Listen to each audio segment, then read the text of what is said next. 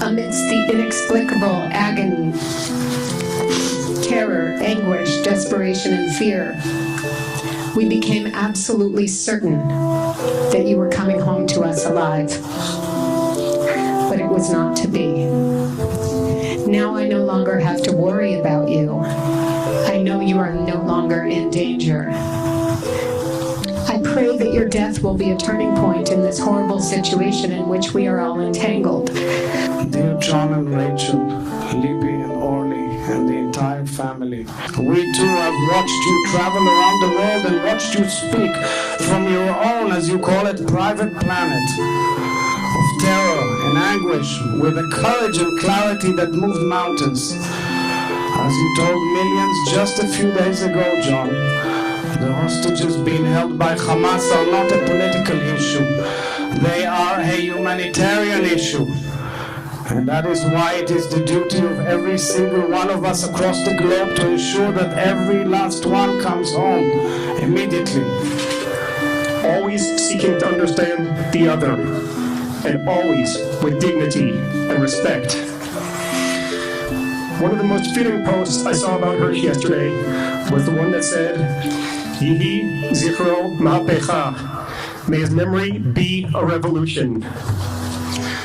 The most common word that I've received from people, thousands of messages, is Slicha.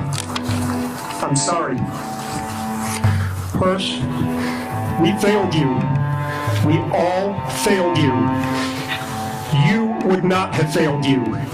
And what you would be pushing for now is to ensure that your death, the deaths of all the soldiers, and so many innocent civilians are not mashav, not in vain.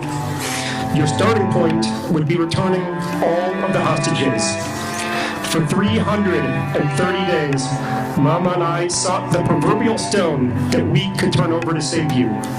Maybe, just maybe, your death is the stone, the fuel that will bring home the remaining 101 hostages.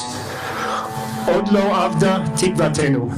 One of the several explanations for the name Poland is rooted in the words Poel Yeshuot, a worker for salvation, not in the proselytizing sense, but in the general sense.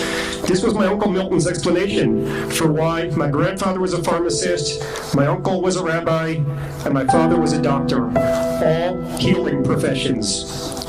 Hirsch, you were a true Poel Yeshuot.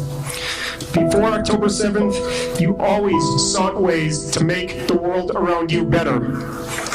Since October 7th, you have become a global symbol for bringing improvement to our world.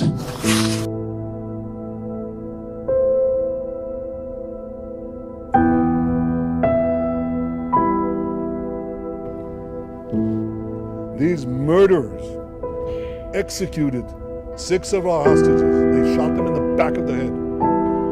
And now after this, we're asked to show seriousness? We're asked to make concessions? What message does this send Hamas? It says, kill more hostages, murder more hostages, you'll get more concessions.